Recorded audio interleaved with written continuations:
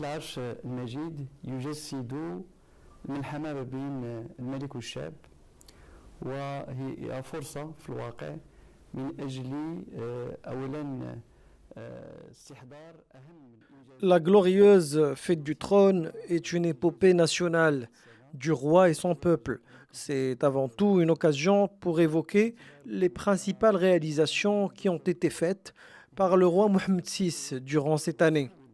Et parmi les plus importantes réalisations, bien sûr, il y a les grandes évolutions et les acquis concernant notre cause nationale, notamment le soutien des grands États au plan d'autonomie sous la souveraineté marocaine en tant que seule solution pour surmonter le différend artificiel autour du Sahara marocain et qui a été orchestré par les ennemis de notre intégrité territoriale. Après la reconnaissance américaine de la marocanité du Sahara, plusieurs grands pays comme la France, l'Espagne et l'Allemagne, et j'en passe, ont exprimé leur soutien à notre cause nationale. De plus, plusieurs consulats ont été ouverts à Dakhla et à Lyoun. Tout cela prouve que nous sommes en train de nous diriger vers une solution définitive de ce conflit. Autre preuve palpable, le développement continu de nos chères régions du Sud grâce au nouveau modèle de développement lancé par le souverain en 2015, que ce soit en termes d'autoroutes, de ports et de transformation industrielle qu'ont connu les usines de ces régions-là. Et donc, la population des régions du Sud profite de ce développement et les conditions de leur vie s'améliorent bien évidemment. يجعل أن ساكنة الأقاليم الجنوبية فهي تستفيد من هذا التنمية القوية وبالطبع تتحسن ظروف عيشها.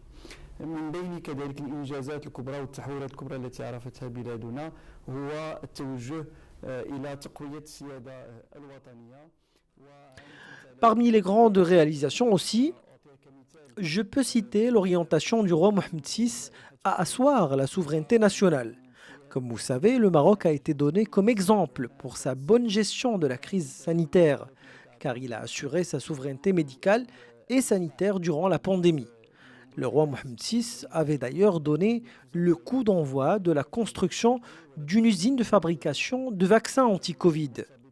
Je peux aussi évoquer le stock stratégique du royaume dans les secteurs énergétiques et alimentaires, mais aussi dans d'autres secteurs vitaux de notre pays qui a connu une évolution considérable.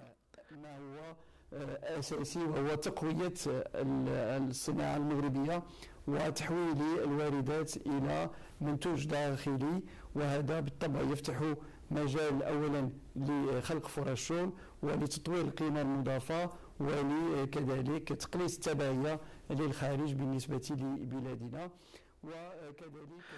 Autre point important, le renforcement de l'industrie marocaine et la transformation des importations en produits intérieurs, et cela bien sûr crée des opportunités d'emploi, développe la valeur ajoutée du pays et réduit notre dépendance vis-à-vis de l'étranger.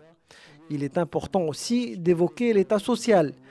Depuis son intronisation, le souverain a donné une grande importance au volet social, avec la création de l'INDH, l'Initiative nationale du développement humain. Aujourd'hui, notre pays connaît une grande évolution au niveau social, surtout avec le lancement du projet de la généralisation de la protection sociale, lancé cette année-là, et tous les Marocains vont jouir d'une couverture sociale.